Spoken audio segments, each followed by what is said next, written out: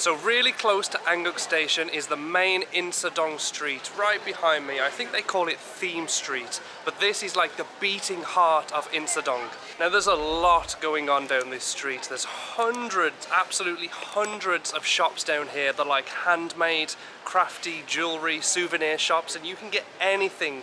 Plus each 10 meters or so, there's another tiny alley with even more crazy shops down there.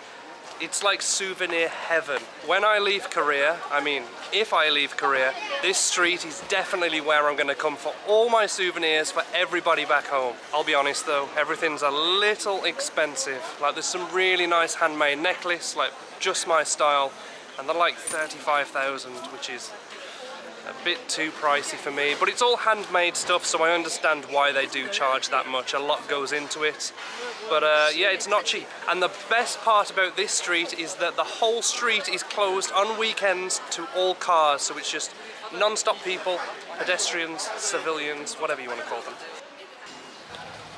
Now I know I've done a bit of shopping already, but it wouldn't feel right if I didn't show you this really cool outdoor shopping spot right here.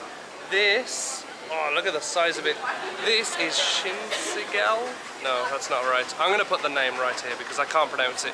But it's right on the main theme street and it's like 4 floors, might be 3 or 4 floors, over 70 shops, and it's got all kinds of stuff. And this shopping place here is home to one of the funniest places in the whole of Seoul.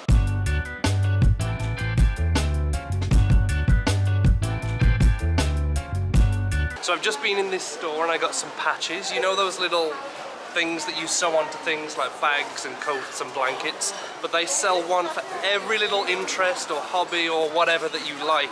They're like this big. Let me show you, I'll put a little clip on now, but I brought these ones here. Oh, I brought a little world, you know, Ashley's planet, and I brought a little smiley face. How cool is that? And they're like 2 thou each, so it's like really cheap too. The layout of this shopping place is so cool too. It's like a little windy track that goes around the outside, so there's no stairs, it's just one straight ramp all the way around until you reach the top. It's a great way to get you to buy something because you have to walk and window shop past all the shops in here. Some of them are really cool though. I mean, look at this one. Oh, the reflection you can't see. It's like a little Lego cat, it's like a Lego store. This one's a watch shop. This one's a bag shop. This one's selling, I don't even know what that's selling. Bit of everything. Right, I've officially found the coolest shop in here. I don't know if you can see behind me, but all these little picture frames here are made out of like fur fluff, and they're all pictures of dogs. And what you do, you bring some hair in from your dog and they pelt it and felt it into little pictures of your pet. How cool's that? Okay, I take it back. I found the new coolest shop in here. Look at these. It's like a little drawing with a little brush, but it's not a brush. It's like a little scratcher. And you have to go along the lines. It's really hard to do this with one hand. Oh, I mean my weak hand, not one hand. Look, and you draw the picture by scratching it off. It has these really cool colours. I've never seen this before. Look what I found. I don't know if you've seen these in Korea before, but they're essentially little Chinese horoscopes. Yes, I don't know why they're Chinese in Korea, but they are. They got every year, so like this year of the snake, year of the rabbit and the dragon. Depends when you were born. I am year of the rat, so this one here. I've got my coin, and I think it gives you like a little plastic ball, and it has like your fortune and your future in. So, let's see what it gives me. Ooh, here's my ball. See if I can open with this with one hand. Oh, look at the strength. Okay, this is hard. Right, let's have a look. Hold on, let me put the camera down. Wow. So it this is really dumb. Turns out it's all in Korean. So that was unproductive. I think I'm gonna have to get the translator on this. I can't read any of it. It's pretty big though. I'm pretty sure all of these are just exactly the same. Surely, right? I don't know. Fun. Right, I've just translated it.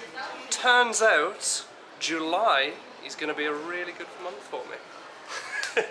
I don't know if you believe in this, but I really don't. All of it's like paragraph after paragraph of nonsense. I've made it to the top and oh my god, it's hot. Right, I've spotted that funny place what I talked about. Let me show you this.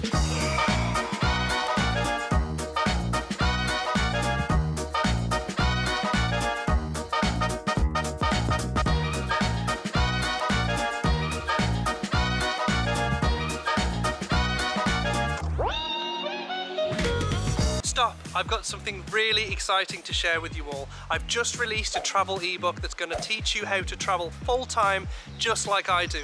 Inside you'll discover how I book my dirt cheap flights, find the cheapest accommodation and so much more. Plus I'll reveal how I travel the world for free.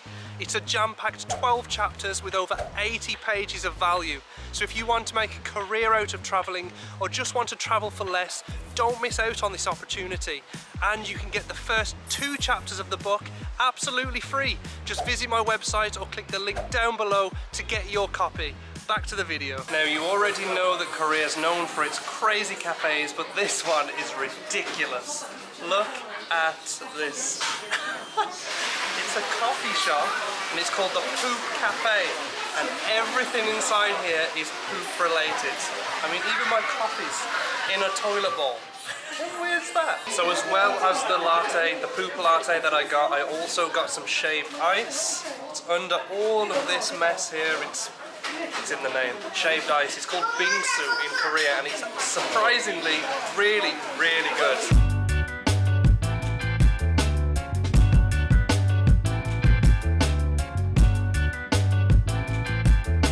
Right, I've just made my first purchase of the day. Look at this. Can you see that? It's like a little smiley face bead bracelet. Surprisingly, it cost about 7,000, which is more than a ring, well, more than a ring like this should cost. But whilst I'm down here, I need to buy something, you know? I don't know why I've picked the hottest day of the month to come and film. It's like over 30-degree heat. You can't really tell because I'm in the shade, but it is so humid. I'm dripping with sweat, and this street, this main theme street, goes on for miles. Now behind me, right here, is the only Starbucks in Korea, okay, it might actually be just in Seoul, it's somewhere in Korea, that has the Starbucks letters in Hangul, so in Korean letters. Starbucks. How cool is that? Now right around the corner is one of my favourite temples in the whole of Seoul, and I just have to show you, because you know I do love my temples.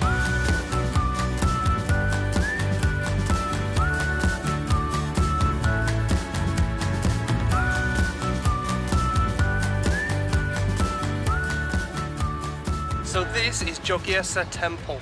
Like I said, it's one of my favourite ones in the city. You can only see the one building here, but usually it's a lot more beautiful here because they have these lanterns. I don't know if you can see the strings that are running across here, but they have basically a whole ceiling, a whole canopy of these colourful lanterns to make this big rainbow. So this whole courtyard is just rows and rows of colourful lanterns. I'm not entirely sure when and why they put them up, but if you do come and you can catch these lanterns, they are beautiful. They make the most incredible photo too. So right next to this temple too, there was a tourist information centre, and for whatever reason I went in, because I'm a tourist, right? And they gave me these little brochure leaflet things about a temple stay. And I've heard a lot about these temple stays in Korea and other Asian countries, but she told me all about it. Her English was great too, which is super helpful. But you can essentially stay at this temple and any of the temples in Seoul for like a small fee. You can spend 1 or 2 nights and you do loads of temple activities, like you make lotus flowers, you eat some food, you do lots of meditating, go on a walk around the grounds. There's a lot of other stuff too. There's like different packages you can do. But you know, in the future I might even do a whole video on a temple stay. I don't know how they would feel about me recording a temple stay, but if it's possible, I might do that myself. And I encourage you to look into that too, because it looks really fun, and what a great way to experience Korea, you know, to stay at one of the temples and take the teachings and the guidance of the monks. Do you call them monks? I don't know. The people that work here. Sounds like a lot of fun. Something you will see a lot of in Korea too is these pots. And when I first got here, I used to think they were urns. You know what people keep their ashes in. But it turns out these are like fermentation pots that they cook, no they don't cook, that they make the kimchi in. It's really cool. They keep them for absolutely years. They age the kimchi, and that's all there is to it. I guess they make it in these pots, but you will see them everywhere. I don't know what it is about Korean temples. I mean, most temples in Asia are just stunning, but look at this. The detail that's in these temples and in the buildings and the structures is just, I don't know, Korea's top of the list. When it comes to temples, for me, Korea is right up there. They're just beautiful. Look at this big one here. Nuts. Oh my god, I've spotted an illusion museum. Well, this one's called a dynamic maze, but I just looked it up online. It's like I don't know if you've saw my other videos, but I've been to quite a few of these now. The 3D gallery, illusion photo walls, and you stand in front and it looks like you're in the photo. They're a lot of fun. I can't walk past this without going in. Right, let's do it.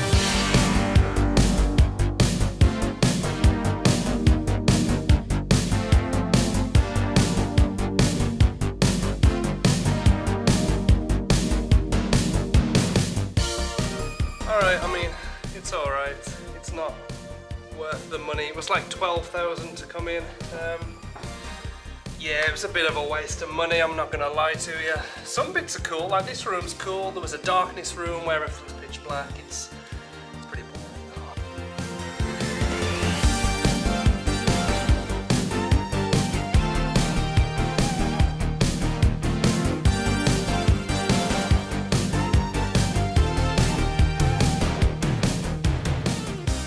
though. Okay, I'll take it back. It was a little fun.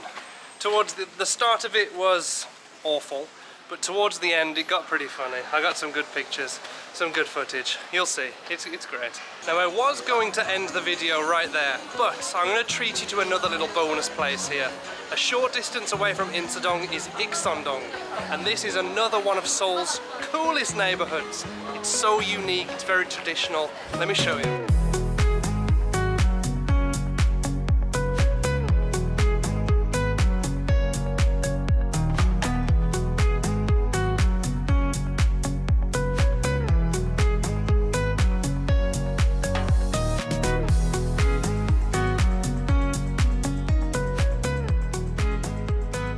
So Iksandong is a very small neighbourhood, and it's a much slower and much more relaxed vibe than the rest of Seoul. And it's got a ton of these Korean houses all around, otherwise known as hanoks.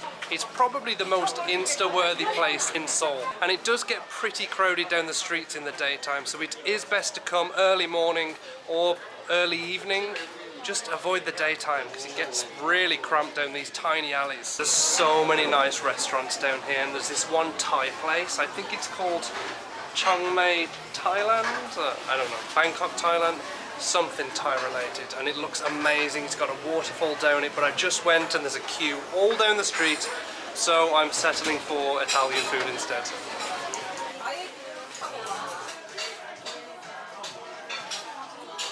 The atmosphere down this little hanok village with all the Korean buildings and the tight alleyways is just fantastic. And because the alleys are so small and it's so crowded and cramped together, it doesn't even feel like you're in Seoul anymore. And the fact that it's a pedestrian-only area, so there's no cars anywhere around here, just adds to the special atmosphere, you know? If you come to the outskirts of Iksandong too, there's like a food section. So there's a whole, I don't want to say district, but there's a whole couple of streets filled with like Korean barbecue and just street food pochas. Look at all this. Crazy. If you watch my Yeoljiro video, the pocha street down here with all the food, it's very similar to the pocha street in Yeoljiro. So is it worth visiting INSADONG in Seoul? Absolutely yes. A big fat yes. INSADONG and even Ikseon-dong is where I bring all the Korean newbies that come to Seoul. I hope you enjoyed the tour through here, and I'll see you in the next one.